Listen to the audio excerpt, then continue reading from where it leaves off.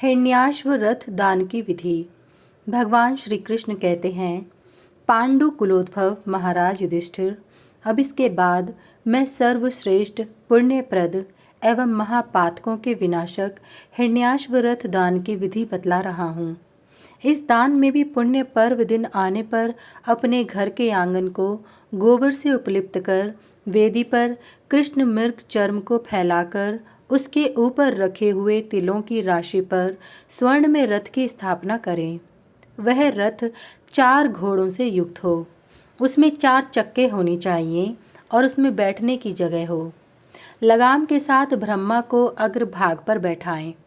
उसे इंद्रनील मणि के कलश और ध्वजा से सुशोभित करना चाहिए।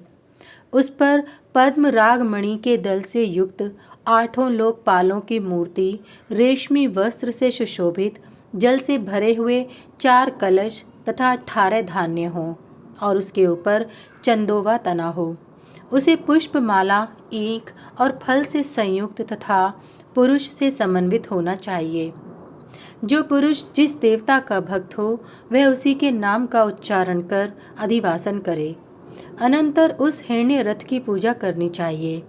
घोड़े पर सवार दोनों अश्वनी कुमारों को उसके चक्र रक्षक के रूप में स्थापित करना चाहिए।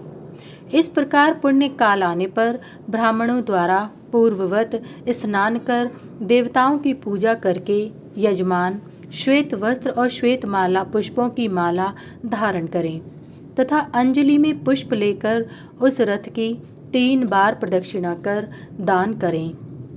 उस समय इस मंत्र का उच्चारण करें। पाप समूह के लिए दावाग्नि स्वरूप देव, आप पापों के विनाशक विश्वात्मा वेद रूपी घोड़ों से युक्त तेजों के अधीश्वर और सूर्य रूप हैं। आपको बारंबार नमस्कार है। इस हेमरथ दान से आप मुझे शांति प्रदान कीजिए। चूँकि आप ही 8 वसुओं, आदित्य गणों और मरुत गणों के भरण पोषण करने वाले और परम निधान हैं, अतः आपकी कृपा से पाप समूह के नष्ट हो जाने से मेरा हृदय धर्म की एकतानता को प्राप्त हो।